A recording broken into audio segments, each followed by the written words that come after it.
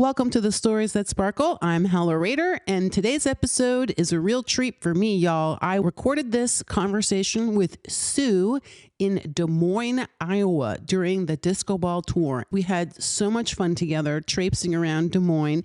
We spent a lot of our time in this neighborhood called the East Village, which of course I love because I lived for a long time in the East Village in New York City. So it was feeling like just a moment of synchronicities was happening, and it was a real treat to get to spend that kind of time with Sue. I don't get to see her often. I don't even know when I last saw her in person. So yeah, it was really a lot of fun, and this is a beautiful conversation, really an homage to the love of her life, Greg, what it was like for her to find the love of her life and then lose the love of her life, and the journey she's been on over the last 6-7 years since he passed away. Sue's willingness to revisit all of that, to share with all of us about her journey, both before, during, and after, and what it's like now, really was just inspiring to me to tackle the difficult things in my life, to keep it real with the people around me and let them really know how I'm actually doing,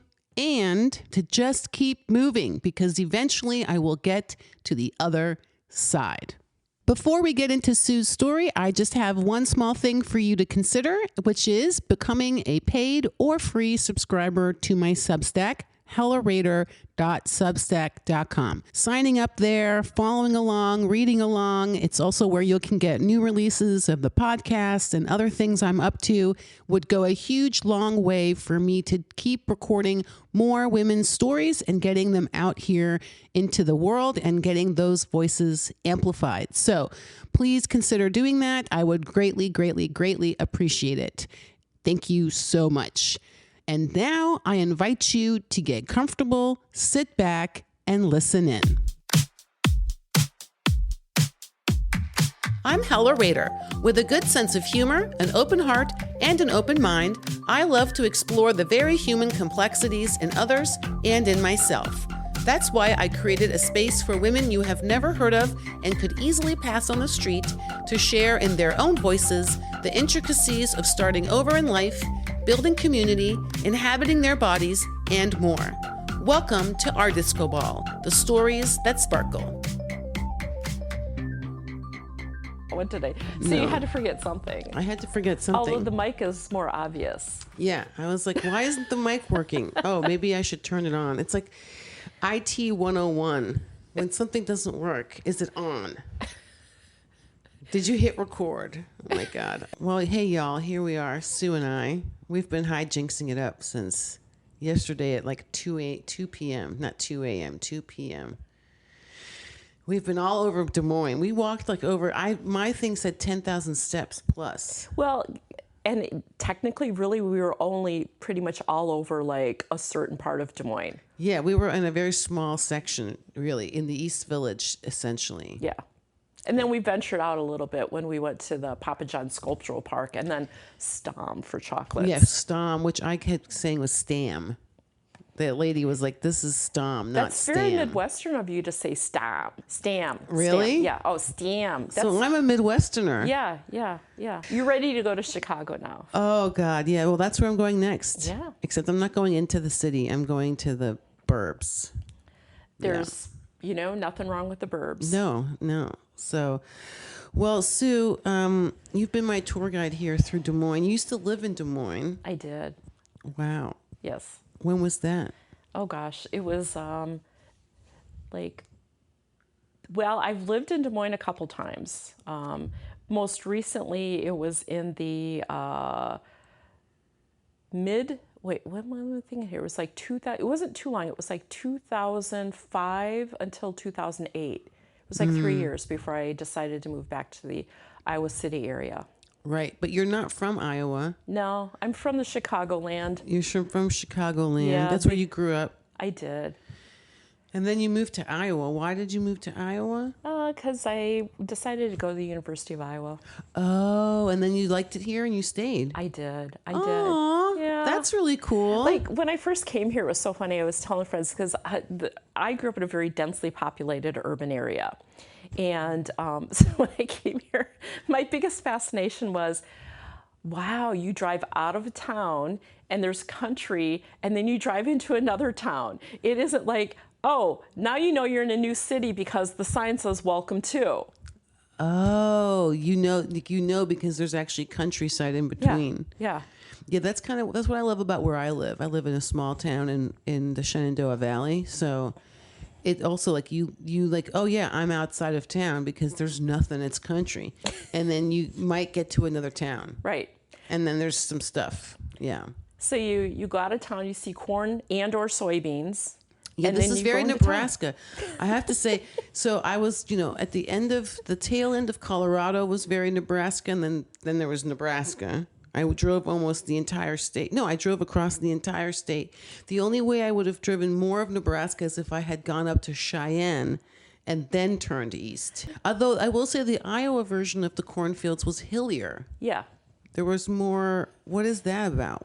What's happening there? Is it the bluffs or something? Well, I think it's everyone thinks that Iowa is flat, and I love for them to come out and discover it's not. When a lot of people from all over the country and parts of the world discover Iowa's not flat is when they drive on Ragbri on their bicycle, and it's the Register's annual Great Bike Ride Across Iowa. Happens every year. The absolute worst time of summer, it's the last week in September, which means it's ungodly hot and humid, and people are driving their bikes from one side of the state all the way across the state to the other. And that's when they discover Iowa is not as flat as they They're think. like, oh, I was not prepared for all these hills. This is much harder to do this bike ride now that I know that there's hills. Yeah, and when it's like 105 degrees out and humidity is, 100%, it's not fun. Yeesh. Yeah. Yeah, that's not fun. Yeah, I volunteer and help out when it stops in my community, but I'm not going to drive. Because also the people that go on this, they also camp outside. A lot of them, every stop they're in, they're camping outside. As we discussed earlier, I am not a camper No. neither. You're not a camper either. I was like, oh, thank God, another non-camper. Right. Because I'm like, yeah, I don't want to be sleeping on the ground. Air conditioning, comfortable mattress, and more importantly, indoor plumbing. Yeah, I'm My not doing faves. this whole pooping in the woods thing. No. I probably wouldn't poop, actually, the whole time I was there. I would be so poop-frighted out. Well, you would be, but there is the thing with campgrounds is like you have to schlep all the way across the campground to get to an actual bathroom. Yeah, no. Yeah. I'm not doing that. No. This is like, I'm not that. That's not my vibes. It's not mine either. Yeah. But I do like the outdoors. Yeah, no, I love being outdoors. I just don't want to live there. Which is why the fact that I bought an earth ship on top of a ridge fully off the grid and tried to live there is hysterical to me. Still to this day. That's a whole other story. Anyway. So, y'all, soon I don't know when we met. Was it 20 years ago or more? I'm thinking it was probably somewhere around 2003 or 4. Well, it couldn't have been. So I hadn't met Lori yet. Oh. So it would have been after 2007. Oh, wow. Okay. So Yeah. then almost 20 years. Yeah. Okay, got it. Yeah. Okay. Yeah. I hadn't put that together until just now. Yeah. Right. So Lori is a mutual friend. So anyway, but then we were on a Zoom thing we were doing for a while Yep. together. So, and anyway, and during that Zoom time, you had met the love of your life, I'll say. Yeah. Well, I had already been with the love of my life for a bit. Yeah. Yeah, but you were with the love of your life. I was. Yeah. And so I guess we'll start there. Okay. So you had met the love of your life. Tell me about that. Oh, well. So Greg, and I always smile when I think about him. Yeah, and she Yeah. is. I can confirm she's smiling very large smiles right now. Yeah, he, our paths first crossed in college. We lived in the same dorm, and so he was already paired up with someone, and not available. But I remember what stood out to him was that and like I said, I grew up in the Chicago area, and a lot of Chicago area kids go to the University of Iowa. It's basically those of us who couldn't get into the University of Illinois. Oh, really? Oh yeah, Oh. my ACT score was like 1 point too low to get into the University of Illinois. Right. And so the University of Illinois, though, likewise, they have a high ACT score or SAT scores to get in, because a lot of the kids who try to get into Ivy League schools from the Chicago area can't get into them, so they go to the University of Illinois. And so, then It's like it just keeps going, bumping around. Yeah. And then the runoff, we all like go to the University of Iowa. Not all of us, but many. There were 2 of us from my high school class who went to the University of Iowa. So I first crossed paths with him back then, and what stood out about him was that he was just a very genuine, real guy. There was no artifice about him. Like, what you saw is what you got. And I just really appreciated who he was as a person. He's just a very, so anyhow, fast forward a couple decades later. Wow. Yeah. Okay, what's that like? Well, so you re-encounter each other. How do you re-encounter each well, other? the funny thing is that I remember him from college. He doesn't really remember me very well. And we lived in the same dorm. And then I didn't really remember him when I first encountered him, like 2 decades later. And but there was something about him. Like when I don't know how to describe it. When I saw him, I just picked up his whole essence of who he was as a person, and I was immediately drawn and attracted to this person. And I had come out of a relationship where I was real fortunate that I chose not to marry the person. And so I think you have to kiss quite a few frogs, not to find your prince, but to appreciate when you find the right person. Okay, so this is like making me laugh now, because I didn't plan this, y'all. But I've been having, this has been a recurring theme, and I've heard a version of, I knew this person 20 plus years ago, and then we re-met such and such. Or, yeah, like I knew this person in high school, I knew this person in college, and then I re-met them in adulthood after having kissed some frogs and it not going very well. And now you're, and I'm like, yeah, this has been my story. So I'm like, what is happening? It's like, there's more of us out there than I realized. I thought that was an anomaly. It's actually not so anomalous. Anyway, this is just sticking out to my brain right now. Yeah. I think when we're young and we're young women, we're drawn to like the people that are more showy and maybe not always the best. So like a more secure, kind of mellow person who doesn't feel like he has to flaunt anything about himself, we're going to notice because he's really cute. But I mean, we just don't always make good choices when we're young women. No, definitely not. No, I always say, he was way too available then. I'm like, no, you're already here. You want to be with me. That kid's not going to work. At that age, I was like, no, I need to chase. Who can I chase? Much to my detriment. Anyway, I didn't see it that way then, obviously. No, we don't. So you re-met him and you're like, oh my gosh. So here there was he something is. about him, and I do sincerely say I think it was love at first sight. Like, I remember walking in because we decided to meet up in a coffee house. And I walked in and he was just kind of sitting there and he looked kind of nervous and a little vulnerable. But he was also like just a very strong, solid person all at the same time. And I think that's what got me. And I still remember this like salmon colored golf shirt he had on. And he dark brown hair and more olive kind of skin. And I thought, oh. So we were sitting there talking and just kind of chit-chatting about stuff. And that was the other thing I noticed, that we both just clicked talking and conversation. And the night before, I was telling him the story about how I was driving in the east side of Iowa City, and it was October. It was a football game day, and I saw this college kid walking in a very residential neighborhood, and it just looked out of place. And I'm like, what's going on? And I pulled up and I said, hey, are you okay? And he's like, where's Hillcrest? And that was the dorm that I actually lived in when I was in college. It was way on the other side of town.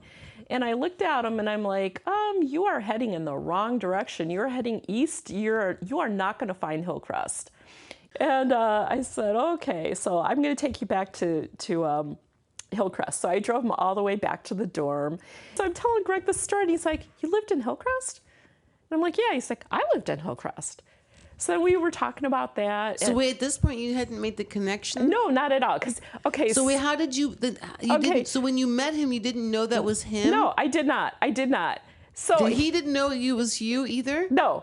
So here's he didn't really notice me as much in college as I noticed him. Right? Okay. And he was older than me too, and like I said, he was already hooked up with his future ex-wife, basically. Right. So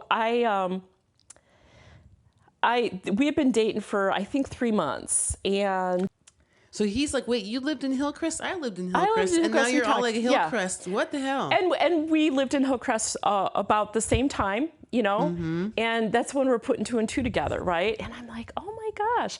So we shared fun stories from that era. We were both in residence hall, like government thing, we repped our floors and all that. So I knew our paths had crossed. And I kept thinking, he seems so familiar. How come I'm not making the connection? So I think we've been dating for about 3 months, and he had his high school yearbook sitting out because his class, they were planning their class reunion for the following summer. And so I think he got nostalgic. He was a very sentimental man. Nostalgia, sentiment, he kept hold on to certain things. So I'm looking through his high school yearbook, and it's so funny because a class of like 32 people, which I can't even imagine. My high school class was 450.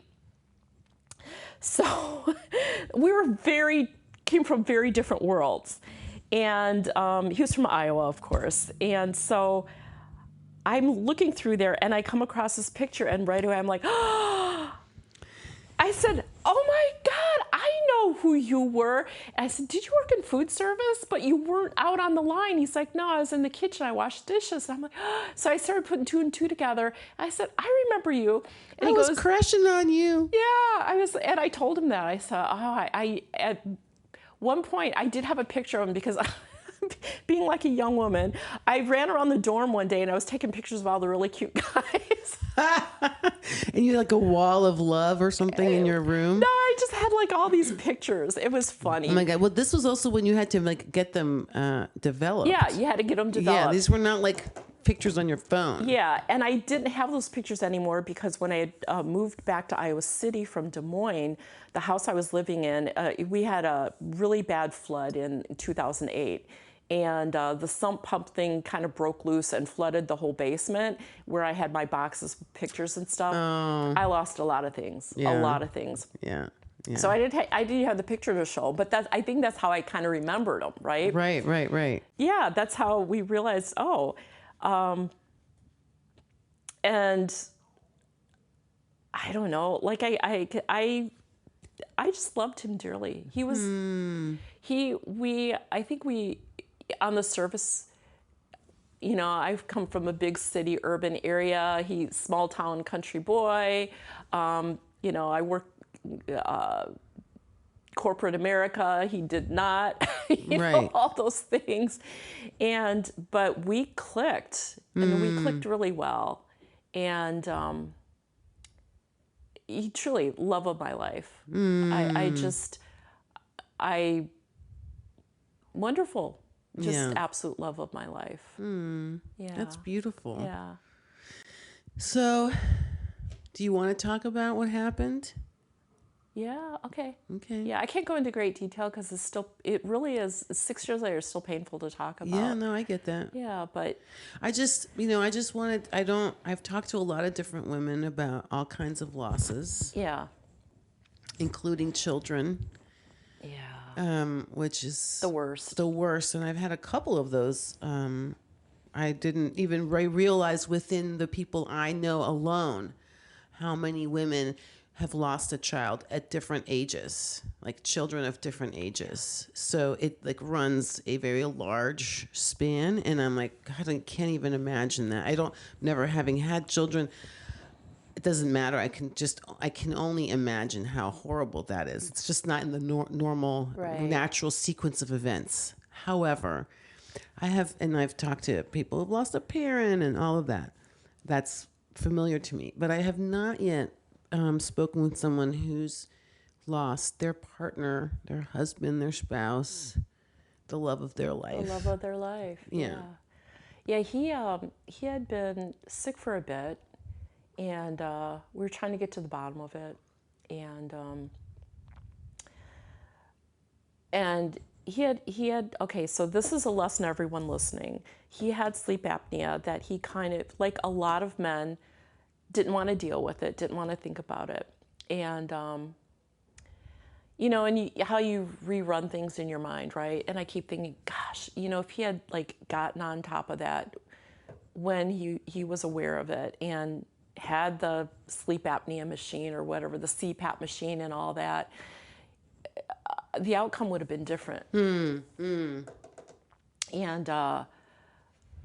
by the time that he was like, okay, I'm gonna do the CPAP and all, it was too late. We just didn't realize how much too late it was, and he was to a point where he didn't have a lot of energy, and I remember the week he died, I was just so stressed out because he said to me Tuesday night, he said, Sue, I think there's really something wrong. And I said, can I take you to the hospital? And he's like, no, they're just gonna like say they don't know and they're gonna send me home, because we had gone through that about a month prior. And he goes, and I have an appointment with the doctor on Thursday. And Wednesday morning he passed away. Wow. Wow. Like at home. Yeah. I work from home, and he hadn't gone to work that week because he wasn't feeling well. And so I went in and I had, my home office, and I had some work meetings and stuff. And I had a meeting it's all a blur to me, but it was like around 9 or something. And then when I was out of that meeting, because usually by then, because the bedroom door was shut, and usually by then the door would be open and he'd like be sitting at the computer doing something. The door was still shut. I was like, and I opened it and I looked at him, and he looked really peaceful in bed, but he didn't look like he was breathing. And it's all a blur because, then what happens is you just go into panic mode. And he wasn't breathing, but I felt him. He still felt warm. So I called 911, and they immediately tell you to start doing CPR. And I was trained in CPR, and they're like, you need to get him on the ground. And he was a big man. He was. There's no way I could. I kept shouting, going, I can't get him on the ground. Help me do this, because I can't get him on the ground. And I felt like I had to do something right away. Instead of trying to struggle to get him on the ground, I wanted to start doing CPR on him. Right. And and then at one point I got really mad. I said, are you just going to send someone out here? I mean, you just in panic Right. mode. Yeah. No, it's like everything goes crazy. And they're pants. like, no, they're on their way. And so I heard them knock on the door, and I ran over to the door because it was locked. I unlocked it. They came in, and then I just got out of the way because then I was just freaked out, and it was a while, and they were working on him, and I'm just distraught. And they came out and they just said, okay, well, we've worked on him for a while, and we can pronounce him here, or we can take him to the hospital. And I was, freaked out. I called his oldest daughter, and at that point I remember I started to hyperventilate when she answered, and I was trying to talk to her, and I just was like, so I handed the phone to the EMT who talked to her, and so then he hung up, and he said, okay, we're going to take him to the hospital. And I remember saying, my fingers started tingling. And I said, my fingers, I can't feel my fingers. What's going on? And they're like, you're hyperventilating, calm down, calm. And then I remember an EMT, it was a woman, volunteer firefighter for our local small town. And she's like, okay, I'm going to drive you in your car to the hospital. So we're driving there, and it's all a blur. It really is all a blur. But at the end of the day, they tried, I guess did everything they could, and they came out and they said, and so then it's kind of weird, and I was thinking about this because a friend of mine, when her partner passed,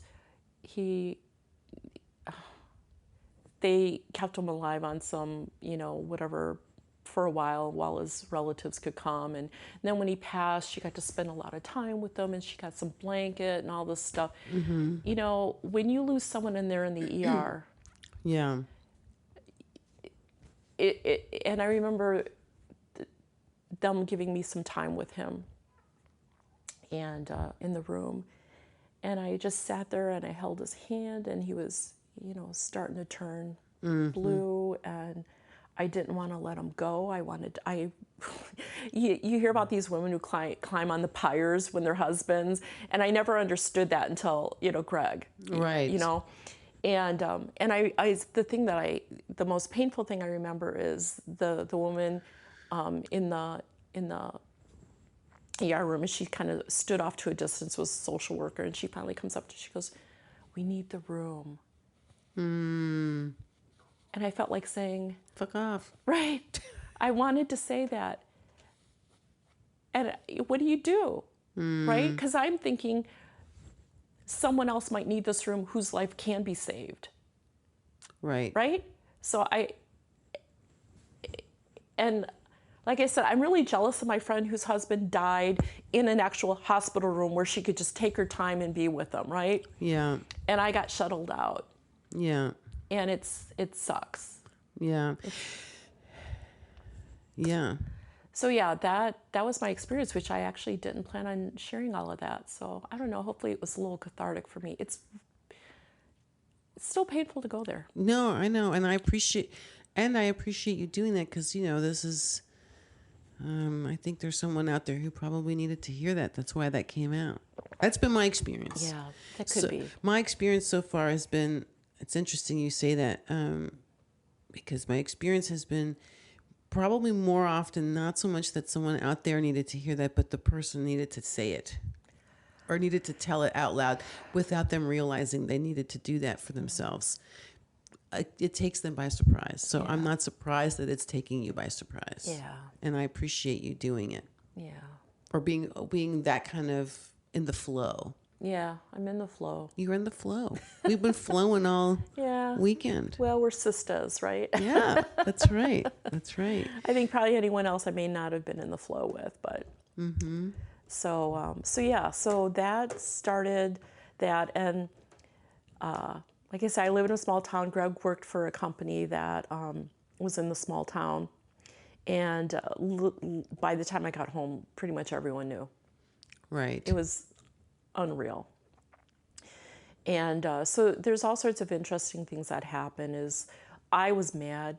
I was really angry he was dead. I didn't understand it. I wanted an autopsy. I wanted to find out what was going on here.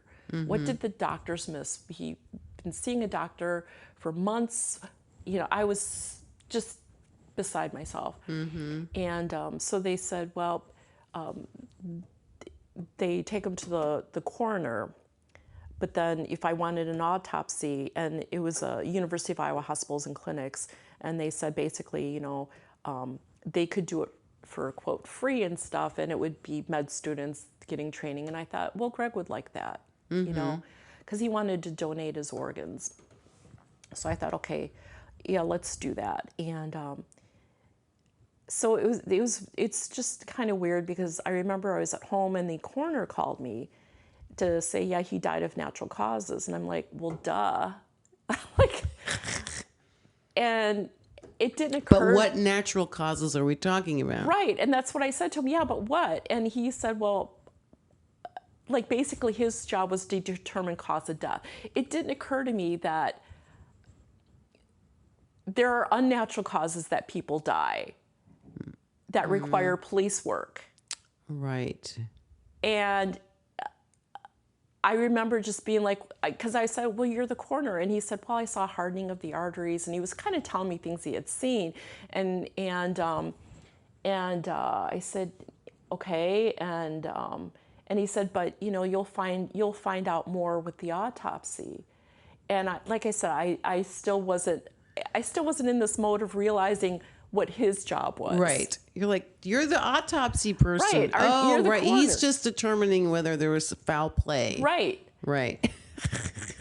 And I was just like,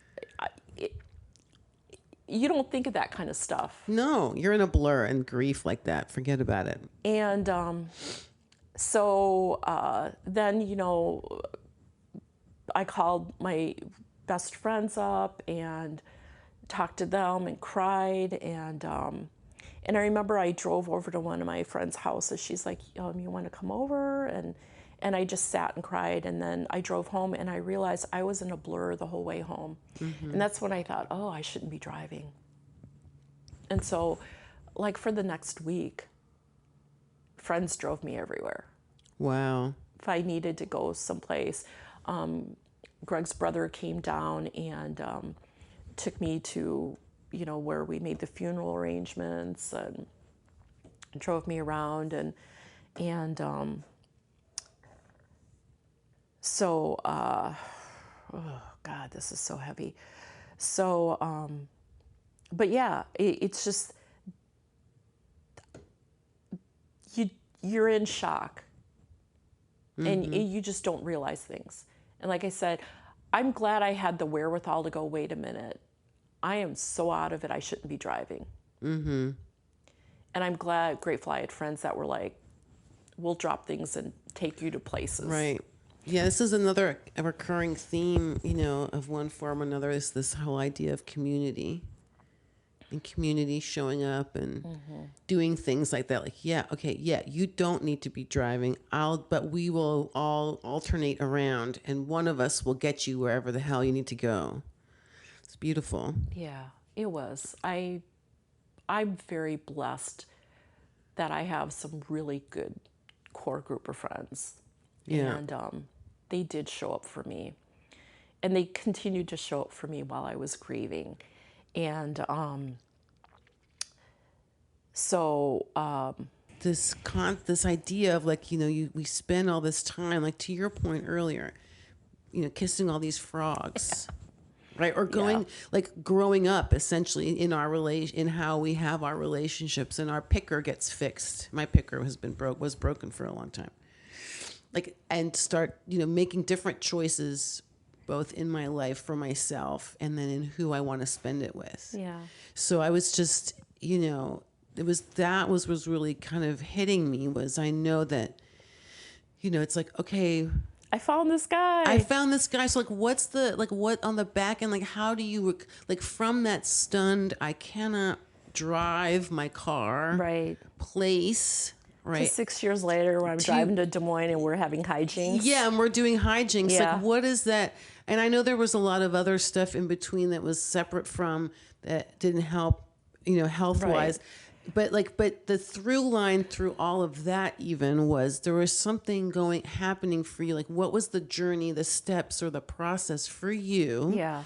Of reemerging, not it's all good, because obviously it's still hard. Oh, yeah. And it will always probably be hard on some level. Some things never fully go away or heal. I miss them every day. Right. Every day. Right. So, but what is that?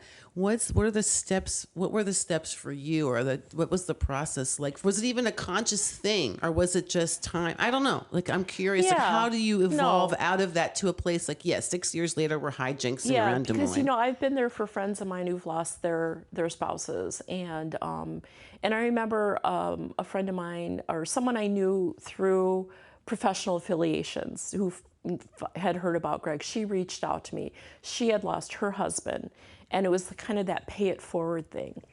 And she said, you know, come on over, let's talk. And we did. Like, I would frequently, you know, go over and sit with her on the porch, and we just chit chat. And the thing that I realized early on, and I should preface this by saying this happened literally right before COVID hit. Right. Oh, right. Yeah, 2019. So he died in October of 2019. I still say how grateful I am that I was able to have a celebration of life, to have a visitation, to do all of that. Because there are people who lost their partners during COVID that couldn't have that. And all the people who came out, all the warm messages, all of the cards, all of that, when I was feeling really low, buoyed me. It was nice to know he was as loved by other people as I loved him. Or my friends that really cared too. And they loved him because of the love that Greg and I had, and they could see that. All that love gets you through it. And so I, early on, realized that grief is one of those things that we don't like to acknowledge. I think in our culture, you know, everyone has to be plucky and get through it all and don't show that. And it's like, I just lost the love of my life. I don't really care about making you feel comfortable that I'm going to be plucky and get through it, because I don't feel plucky right now. It's actually interesting you say that, because we were on that Zoom. We had this, like, you know, weekly or bi-weekly, I forget, Zoom hang situation going with a few other ladies. And I just remember, like, you were freaking, I'm fucking pissed off. And I mean, you were bringing it. And I was like, right on, sister. Like, I had no problem with any of that, but I was like, right on. Like, I'm like, this is very refreshing to see someone just be genuinely in grief states and still showing up for this, to, you know, show up for it and in it and just be real about it. I'm like, thank God for that. Anyway, I didn't have the energy to be fake. Right. You're right. I really didn't. I was right. exhausted, and I just didn't have the energy to be fake. And it took all of my energy just to get through the workday and get through it. And I didn't have any left over after work and with my friends to, you know. And I was real fortunate, because I've talked to other people who've lost people, and women who've lost children, and I've heard some horror stories. A friend of mine told me about how her and her husband stopped going to their church because they lost a child to domestic violence. And they were trying to get the man responsible prosecuted and have him, like, justice for their daughter. And she said that people were like, you need to forgive and move on and all this. And she's like, you know, this isn't about forgiving and moving on. This is about justice. And she said just the lack of compassion. It was like this dogmatic forgive and move on and all this. And I think unless you've been through extreme loss, don't be telling people that kind of stuff. You're just not coming from a space of understanding. And if you don't fully deal with grief, it's going to haunt you. And that was the thing with me, is I had a lot of loss when I was young. My brother died when I was 11, and my mom died when I was 15.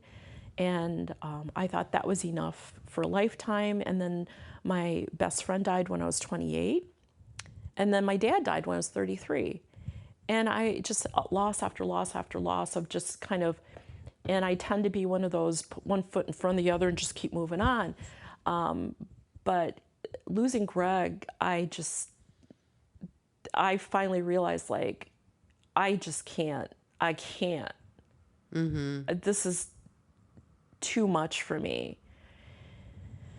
And so I went to the hospice had a grief support group, and they said anyone can come, you know. And I went to that before COVID shut it down. Right. Right. But I remember one of the things that stood out in that group, because there were people in various stages. I was early in my grief. I was like maybe a month or 2 months in. And you're in shock at that point. You're still in shock. You still think that person's going to come back. Yeah, the denial. Like, yeah, it's not denial. It's like your mind space, you're so used to, you know, like I always, when I was within 2 miles of home, I'd get excited because I'm like, oh, Greg, I'm going to see Greg. Just all those grocery shopping where you're like, oh, Greg would like this. How like they're so enmeshed in your daily life. You can't just pull out of that. And so it's not really denial. And the stages of grief, I understand the acknowledgement and all that. I look at them differently.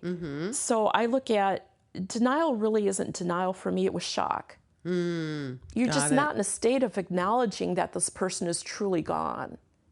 You're just not. And I was in shock for, I think, probably 5-6 months. Just in shock. And shock, the function that shock has is it protects you from overwhelming things.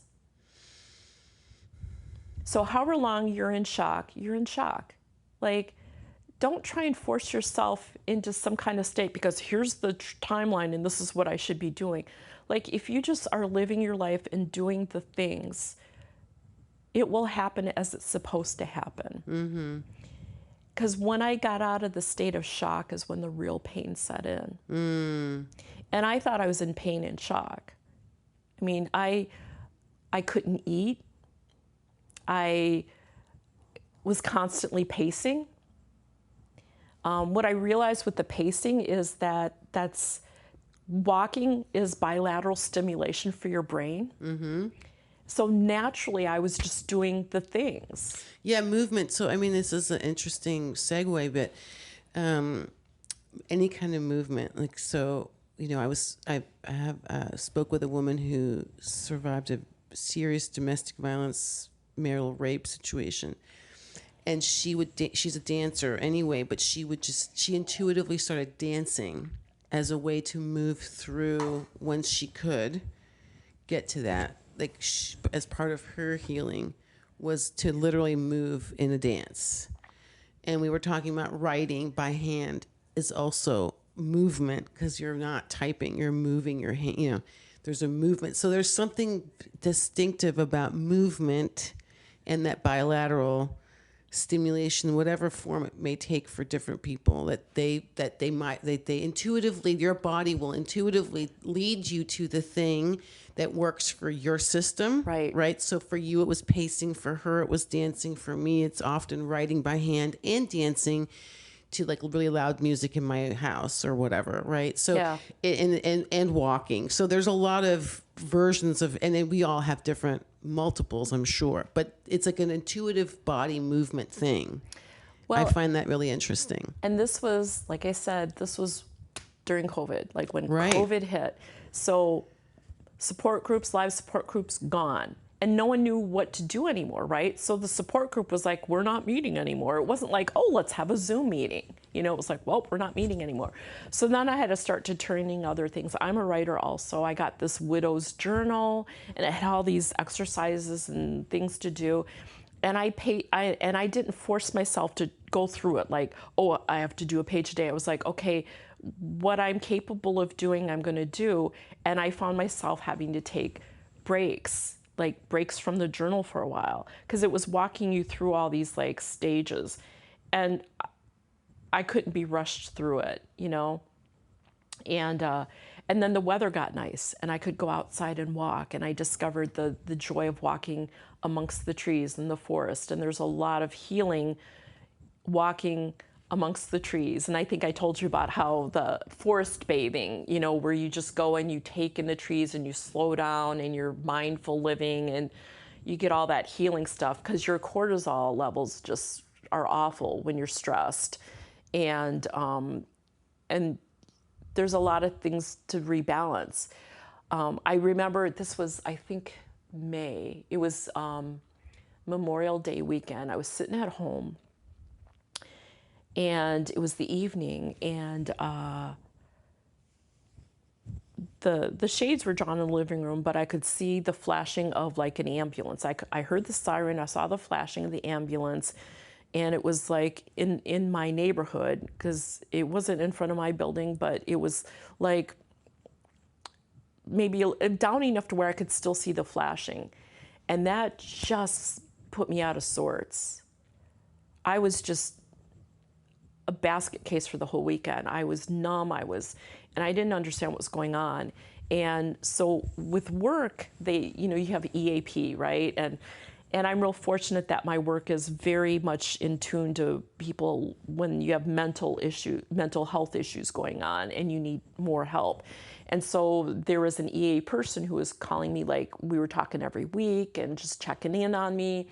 And I told her what had happened, and I said, man, it's just like set me so on my, I was just out of sorts, and I couldn't function really for the rest of the weekend. And she's like, oh, you have trauma. So she suggested EMDR therapy, and everyone says, what's EMDR? And it's eye movement desensitization and reprocessing. Yes. It's like magic. It's magic. Yeah. It's magic. Mm-hmm. So she said, okay, we're going to give you, I don't know, I had 10 sessions, EMDR sessions with a licensed EMDR therapist, and I got a list of names, and I researched, it was like 5 people in my area. I researched them all, and there was an opening, and I'm so grateful. I am so grateful. Marie. And she was wonderful. And I remember, like, they don't, like, immediately, you don't go in and you suddenly do this. You have to do they have to gather information on you and kind of put you in a safe place to do it. Yeah, because, it's a thing. It's a thing. Because you're going back into, like, a traumatic moment or an event. You process through it. Yeah, you process, but and therefore be able to leave it there. Yeah, because what happens is, with the trauma is it gets cut off. Yeah. And so you always have this thing kind of lingering in your head. Yeah. And so I had told her, what had happened with the ambulance, and I told her, I said, that one really wiped me out. But even now, like, if I see an ambulance, I tell her, literally, if I saw an ambulance, I would, and you always pull over the side of the street. And I said, I'm grateful for that, because then I would just dissolve into a pool of tears and just have to collect myself before I could get back on the road and drive. And so I remember when we finally led up to being able to do the EMDR on that. And it was amazing, because it wasn't even 2 days later, I was driving into Iowa City from where I live, and there was an ambulance coming my way, and it would have been the same route that the ambulance took when Greg passed. And it came by, and I remember seeing the ambulance and thinking, oh gosh, I hope it's not the outcome I had. I hope whatever, the person's okay and they can, And I remember just pulling over and saying like this little silent kind of prayer for whoever was on the other end of the ambulance and their family and friends and all of that. And then when it passed, I got back on the road and I'm driving into town, and I realized, wait a minute. I handled that like it was just a part of my day, and it didn't completely set me backwards. Right. And that's when I realized the healing aspects of EMDR therapy. And so I always tell people, I said, if anyone recognizes that you have trauma, and an easy way to recognize that is if something can set you backwards or trigger you and you're stuck in a spot and you can't get out of it, you might need that. And that helped me. I was always open to all the things. I really was. I'll try EMDR, or I'll do the widow's journal, or and I walked every day, like when the weather got better. And then even like when we had a cold spell, I remember one day I was out and I had like 2 pairs of socks on and my warm boots and my long coat and my hat and scarf and Sherpa mittens.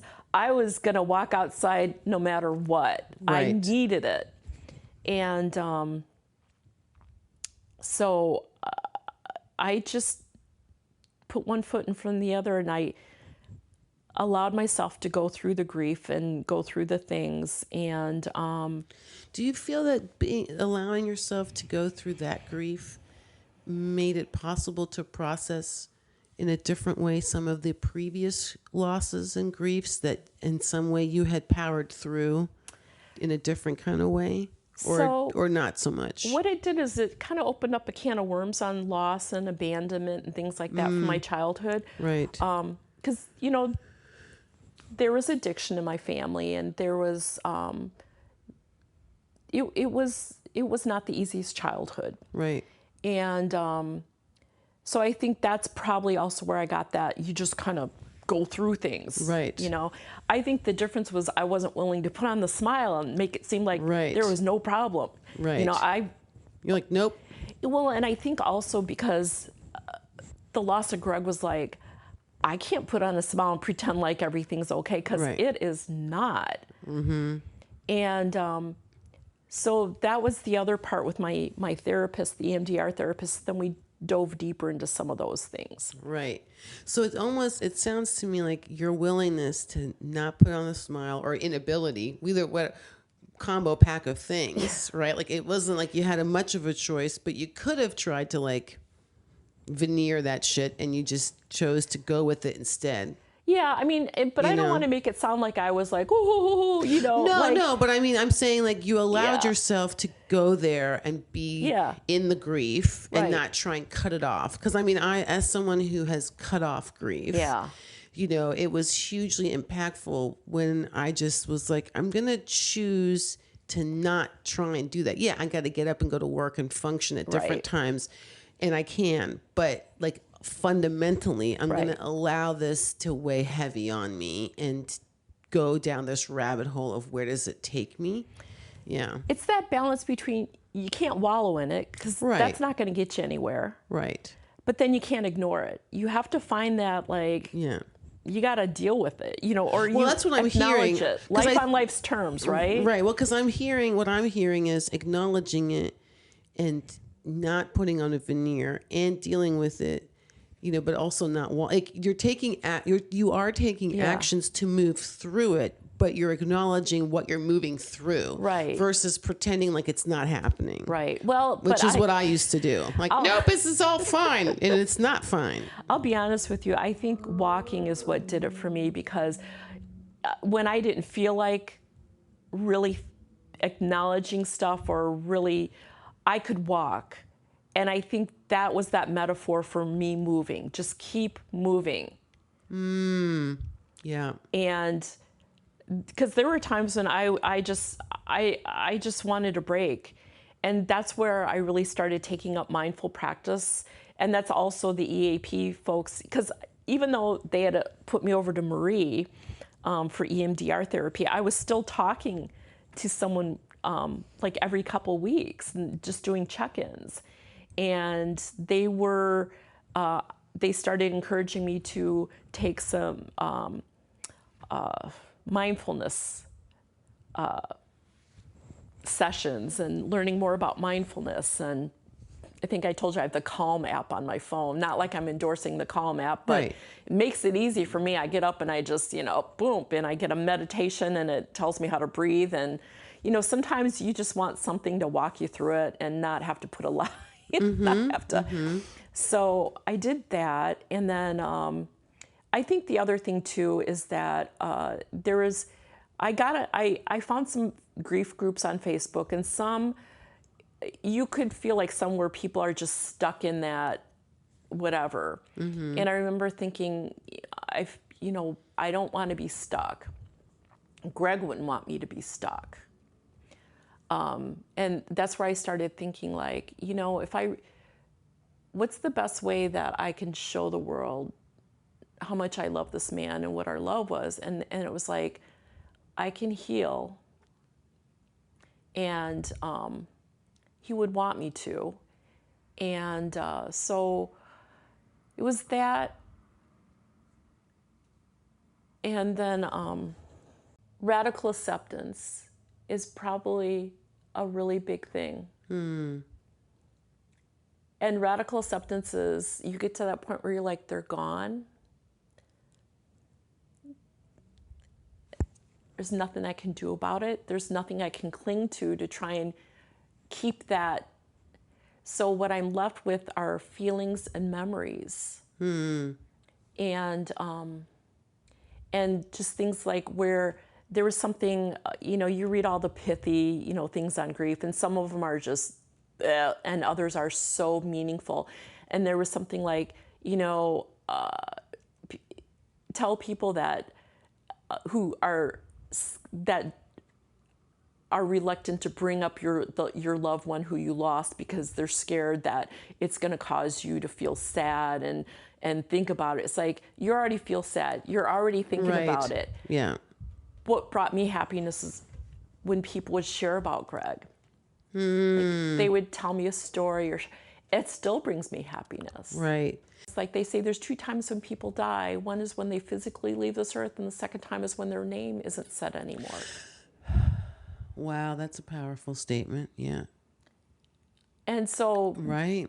That Greg's memory, Greg's essence of being is, as long as I'm alive, is never going to die. It's just not. And that was a thing that really got me through. That was a thing that really helped me. I was like, say his name, share stories, do that. And I think people, because he was a really wonderful guy. I think people enjoy sharing stories about him and memories. They do. I mean, there's a little pain in there too. And, like some of his close buddies are just like, oh man, but you can tell when we share something about some story, there's like, well, just even now, I mean, I'm seeing you just smile in a way that you don't always smile. Yeah. And as much fun as we've been having, that's a different quality of a smile. Yeah. And I think that's beautiful. And I think, that's probably a good place for us to, I love it, for us to wind, because I just love the movement, the walking, like find your movement, whatever that might be, to literally move through. I love that. And let people know, like let people know what you need. It goes back to a different conversation I've had about intentional intimacy, right? Like people need the information. They don't always know what I need. I would like for them to just magically know, but they don't. Right. And I get to say, I need whatever, or I need this or that. It's okay to say that stuff, whatever it might be, because people need to know, instead of like waiting for them to read my brain, which doesn't ever work. So also the sharing with each other, like whatever, like whether it's here's what I need, here's what I want, or, here's what I'm learning, right? Like, I think this is such a important thing that is easy to not do because it's scary. It can be scary. And I just hear a real gift in not to be trite, but I hear that there was some really powerful gift in there, unbeknownst, of like, I don't give a fuck anymore, and I'm gonna just say the things. Yeah. And here's what I'm really at. Like, it's just there's like a beauty in that. Yeah. And a freedom in that I hear, which I think is really inspiring. I think my big goal was to just be me. Right. Right? Just be me, not be like, it wasn't directed towards anyone. It was just, I got to share this picture. I didn't find the picture I wanted to share with you with Greg. I'll come up with something. Yeah. This picture is meaningful to me because this was taken 2 summers ago. So I'm a master gardener. I joined the master gardener program for Iowa, or Johnson County, Iowa. And so I was at the state fair in the master gardener, whatever exhibit thing, answering questions about butterflies and pollinators, basically. Right. Yeah. And right next to us were the volunteer firefighters of all the little communities had a thing. And one of the women there was the woman who drove me. No way. Yeah. And she lives in my community. Every now and then I'll see her, and we just give each other this knowing look. We shared like the most ultimate, intimate moment a person can share, right? And so I saw her there, and I went up to her, and I said, hey, do you remember? She was like, I'll never forget you. I'll never forget that day. And I was like, can I take my picture with you? Because I really want it. So this is a picture, and I love the way we both look. Will you send it to me? Oh, it's beautiful. Isn't that great? It's gorgeous. Yeah. Okay. Send it to me. I would love to include it in the post when I put this episode up. Yeah. And because that's a great, beautiful, like literally a full circle moment. Yeah. And you guys, the two of you look amazing in there and together. That's where I thought, wow, I wish I had never gone on this path of grief. Sure. I'm different because of it.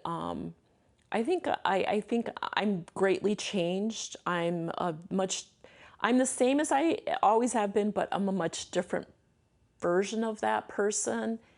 And I would like to think that Greg is proud of me. And I think I mentioned to you the other day, is like, find your thing so for me, it became strangely random things that happen that make absolutely no sense, that are so randomly that you're like, you notice them. And whenever those things happen, I always say, Greg is with me right now. He's making his presence known. And it's really great and the most delightful. And I think I grasp that most strangely random things because it reminds me that much as I think I know a lot, there's so many things I don't know, and random occurrences remind me of that. Oh my God, that's beautiful. That's a perfect spot for us to close. Random occurrences remind me of that, of the things I don't know. And Greg is there helping me through that and reminding me of that. I love that. He's always going to be with me. Yes, he is.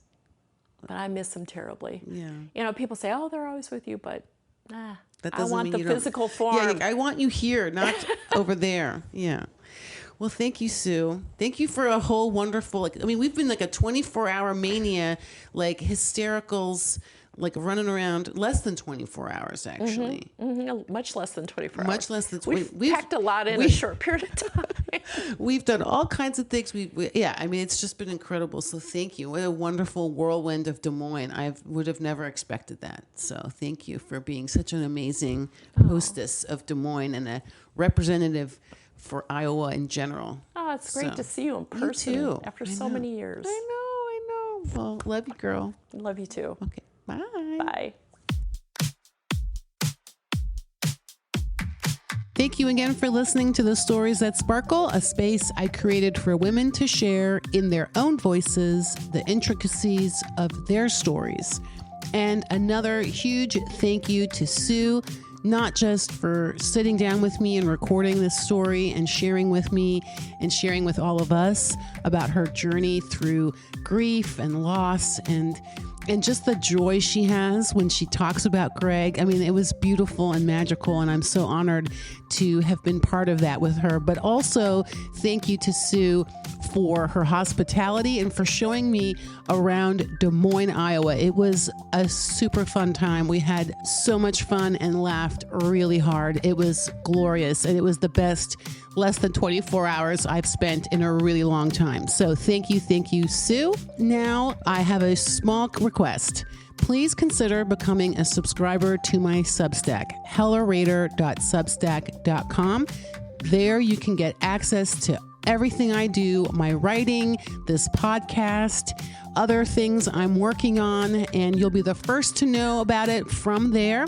So it's one-stop shopping, y'all. So please sign up to be a paid or free subscriber at hellarader.substack.com. All of that helps support me doing the work that I do in amplifying other women's stories and voices. So yeah, let's do this together. And if you have a story you want to share or a topic you'd like me to cover in an episode of the podcast, drop me a line to hellarader@substack.com, because together we bring light into dark places.